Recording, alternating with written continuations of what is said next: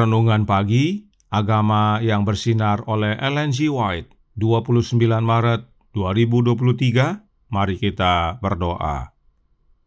Bapa kami yang di sorga, Allah pencipta langit dan bumi, laut dan segala isinya, Allah yang maha besar, maha kuasa, sumber segalanya, yang kami sembah selalu melalui anak-Mu yang tunggal, Yesus Kristus. Terpujilah Yesus, anak Allah yang maha tinggi, yang adalah roti hidup dan air hidup bagi kami. Pada pagi hari ini kami bersyukur boleh bangun dan berbakti, dan sebagaimana membaca dan mendengarkan nasihat firman-Mu, kiranya ini menjadi pembaharuan bagi kami semua. Kami menjadi umat-umat-Mu yang bertobat, yang bersuka cita memakan roti kehidupan. Beserta kami sepanjang perbaktian ini, kehendak-Mu yang jadi.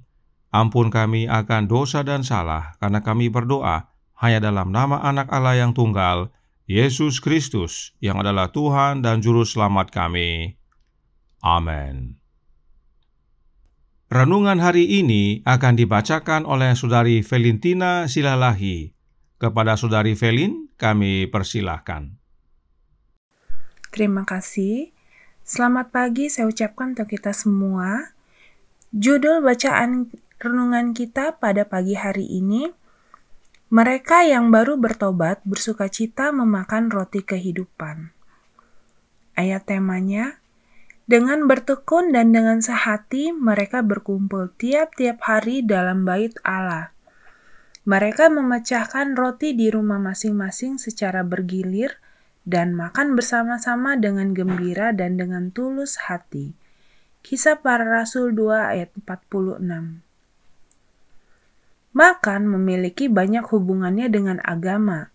Pengalaman spiritual sangat dipengaruhi oleh cara perawatan perut. Makan dan minum sesuai dengan hukum kesehatan meningkatkan tindakan kebajikan. Tetapi jika perut disalahgunakan oleh kebiasaan-kebiasaan yang tidak ada dasarnya, setan memanfaatkan kesalahan yang telah dilakukan dan menggunakan perut sebagai musuh kebenaran, menciptakan gangguan yang memenuhi seluruh aspek kehidupan. Allah tidak dihormati apabila tubuh diabaikan atau disalahgunakan, dan dengan demikian tidak layak bagi pelayanannya. Untuk memelihara tubuh dengan menyediakan makanan yang disukai dan menguatkan, itulah salah satu tugas utama dari ibu rumah tangga. Jauh lebih baik kalau memiliki pakaian dan perabotan yang kurang mahal daripada menghemat persediaan makanan. Biarlah meja makan itu diatur agar mengundang selera dan menarik dengan hal-hal yang baik yang telah dikaruniakan Allah dengan limpahnya. Hendaknya waktu makan jadi satu waktu yang menggembirakan dan bahagia.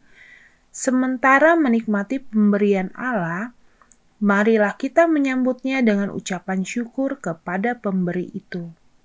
Terima kasih, Tuhan memberkati kita semua.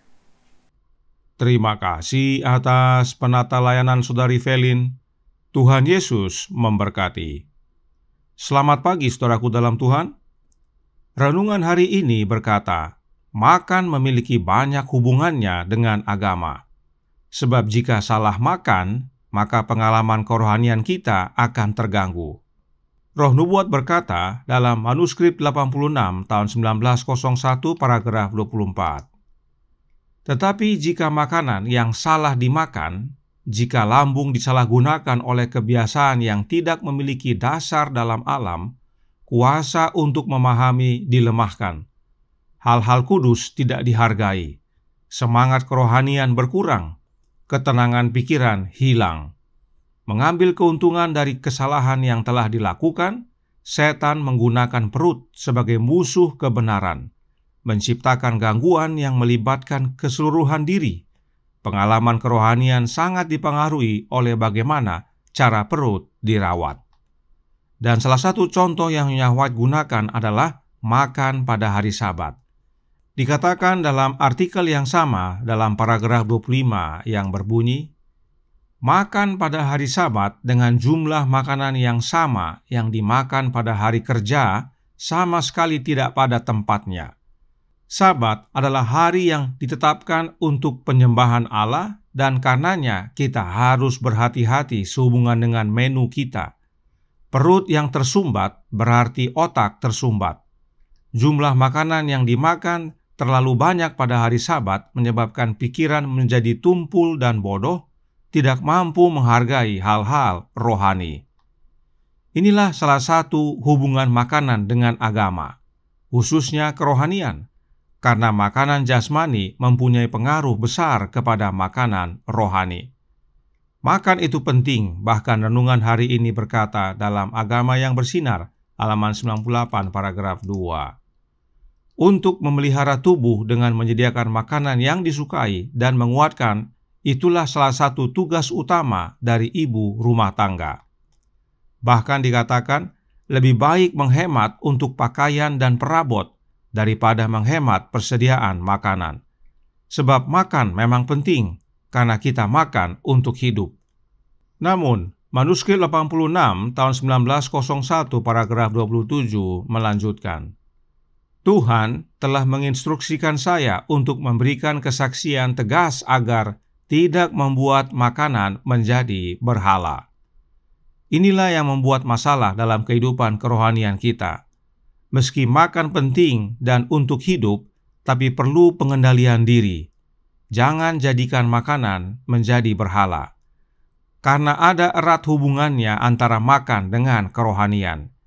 Itu sebabnya Roh Nubuat melanjutkan dalam manuskrip yang sama dan dalam paragraf yang sama. Paragraf 27 berkata, Sang Rasul dengan jelas menyatakan bahwa mereka yang mencapai standar kebenaran yang tinggi harus menguasai diri dalam segala hal. Rasul yang dimaksudkan adalah Rasul Paulus, sebab dia berkata dalam 1 Korintus 9 ayat 25 yang berbunyi, Tiap-tiap orang yang turut mengambil bagian dalam pertandingan menguasai dirinya dalam segala hal. Mereka berbuat demikian untuk memperoleh suatu mahkota yang fana, tetapi kita untuk memperoleh suatu mahkota yang abadi. Menguasai dirinya dalam segala hal artinya termasuk makanan. Itu sebabnya perhatikan ayat inti renungan hari ini yang berkata dalam Kisah 2 ayat 46. Dengan bertekun dan dengan sehati, mereka berkumpul tiap-tiap hari dalam bait Allah. Mereka memecahkan roti di rumah masing-masing secara bergilir dan makan bersama-sama dengan gembira dan dengan tulus hati. Dalam bahasa Indonesia dikatakan dengan tulus hati, tetapi dalam versi King James disebut singleness of heart, artinya kesatuan hati. Sebab memang mereka sudah sehati. Mereka makan bukan untuk mencari persatuan, tetapi mereka makan karena sudah disatukan, yaitu disatukan oleh Roh Kudus. Karenanya, meski hanya makan roti, mereka dengan senang hati berbagi dan berkumpul dari rumah ke rumah. Sebab meskipun makanan jasmani penting, tetapi lebih terutama makanan rohani, yaitu roti kehidupan. Saudaraku dalam Tuhan, makan bersama itu menyenangkan. Itulah sebabnya renungan hari ini berkata dalam Agama yang Bersinar, halaman 98 paragraf 3. Biarlah meja makan itu diatur agar mengundang selera dan menarik dengan hal-hal yang baik yang telah dikaruniakan Allah dengan limpahnya. Hendaknya waktu makan jadi satu waktu yang menggembirakan dan bahagia. Makan bersama untuk kebutuhan jasmani dapat mendatangkan kebahagiaan. Itu sebabnya perlu disiapkan dengan baik dan sehat serta nikmat. Terlebih lagi untuk makan bersama bagi kebutuhan kerohanian. Seharusnya membawa kebahagiaan lebih lagi bagi kita semua. Kita seharusnya bersukacita untuk berkumpul bersama memakan roti kehidupan. Dan itu hanya bisa kita alami bila kita telah menerima Kristus dalam hati, yaitu oleh kehadiran Roh-Nya. Itulah pengalaman jemaat mula-mula. Selected Messages buku ketiga halaman 20 paragraf 2 berkata, Ketika Roh Kudus dicurahkan ke atas jemaat mula-mula, kumpulan orang yang telah percaya itu, mereka sehati dan sejiwa. Kisah 4 ayat 32. Roh Kristus menjadikan mereka satu. Ini adalah buah dari tinggal di dalam Kristus. Roh Kudus yang menyatukan hati dan jiwa jemaat mula-mula adalah Roh Kristus. Roh Kristuslah yang menjadikan jemaat mula-mula menjadi satu, sebab memang itulah wujud dari tinggal di dalam Kristus. Mereka satu hati dalam bersukacita memakan roti kehidupan. Kiranya ini menjadi pembaharuan dan sukacita bagi kita semua. Tuhan memberkati, saya bawa dalam nama Yesus. Amin. Mari kita berdoa. Bapa kami yang di sorga, Allah pencipta langit dan bumi, laut dan segala isinya, Allah yang maha besar, maha kuasa, sumber segalanya, yang kami sembah selalu melalui anak-Mu yang tunggal, Yesus Kristus. Terima kasih atas nasihat yang indah pada pagi hari ini, untuk kami bertobat dan bersukacita memakan roti kehidupan, sebab makan itu memiliki hubungan dengan agama. Karenanya penting bagi kami untuk mengendalikan diri dalam hal makanan jasmani. Meski kami harus menyediakannya dengan menarik dan sehat, tetapi kami perlu mengendalikan diri agar pencernaan kami tidak tersumbat, yang mana membuat pikiran kami tersumbat dan akhirnya sulit untuk mengerti hal-hal kerohanian. Dan untuk kami dapat memiliki pengendalian diri, penting kami untuk tinggal dalam Yesus, yaitu oleh menerima Roh-Nya. Karenanya tolong kami ya Bapa, curahkan Roh anak-Mu dalam hati ini, sebab hanya dengan tinggalnya Kristus dalam hati, itulah yang mewujudkan persatuan bagi kami semua sebagai umat-umat Tuhan, agar kami bersukacita memakan roti kehidupan bersama-sama. Dan bila mana kami telah memiliki persatuan, kiranya itu menjadi pembaharuan untuk kami bekerja demi Engkau, agar bila mana Engkau datang yang kedua kali, kami semua layak untuk diselamatkan. Beserta kami sepanjang hari ini, kehendak-Mu yang jadi. Ampun kami akan dosa dan salah, karena kami berdoa hanya dalam nama Anak Allah yang tunggal, Yesus Kristus, yang adalah Tuhan dan Juru Selamat kami. Amin.